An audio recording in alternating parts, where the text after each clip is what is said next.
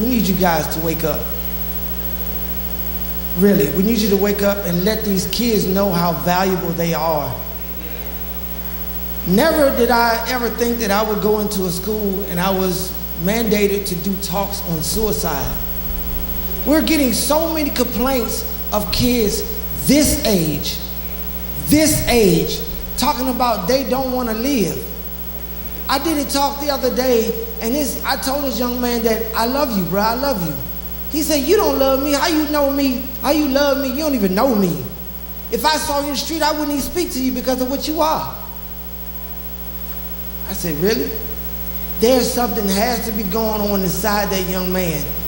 He didn't know me, but yet for what I stand, he told me he didn't like me and he wouldn't even speak to me. Parents, it is not cute to see your kids cussing in front of you. Amen.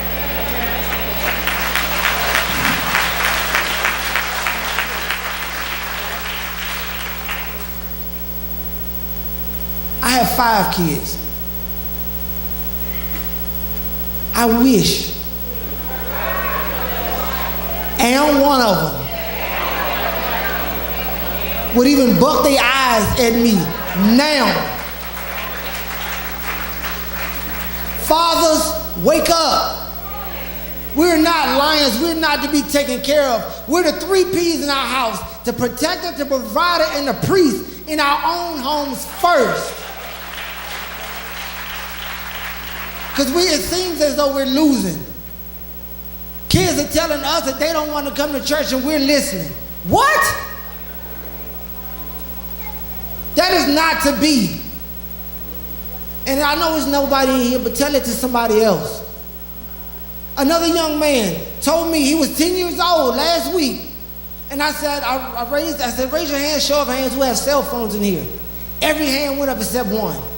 And I said, do y'all have restrictions on your phones? What's that? I said, so you can ask Google anything you want to ask Google and tell you. I say, yes, sir. And I asked the kids, what is the Momo challenge? Bam, hand went straight up in the air. He said, first of all, Sergeant Mackey, you got to get up at like 3 o'clock, or you got to stay up at like 3 o'clock in the morning. My first question is, what you doing up at 3 o'clock in the morning on the phone? And he said, well, you download the app, and then she tried to get you to do all these challenges, and then she take over your phone. So all these young ladies downloading these apps and taking these mirror shots, all of that stuff that they can pull from your phone. That's why these young kids are doing what they're doing, because this app take the phone data and it says if you don't do this or do that, we'll expose you. Parents, if they got a phone and it got a lock on it, why don't you know the code? You paying for something that you can't get into? I don't understand that.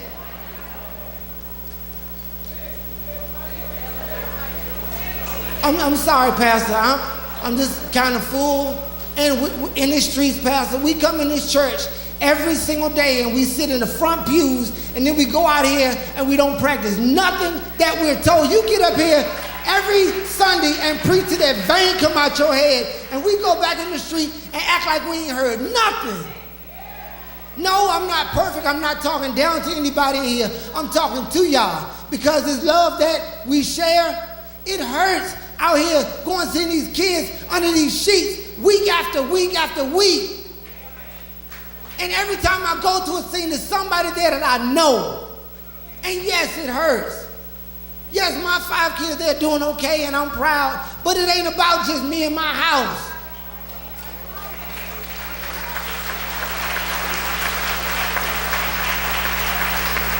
The worst thing we can do, church, is see something wrong and not say something.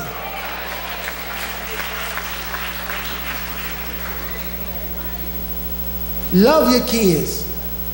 And that doesn't mean giving them every single thing that they ask for. Because when they get out here in these streets, the streets are mean. These streets are mean. We're the only love that some people may see. That's why the Bible says we're the salt of the earth. Because we're the only Jesus somebody may see. There's a lot of power in the word that we put out that we learn every single Sunday, church. So go out here and make a difference. Thank y'all.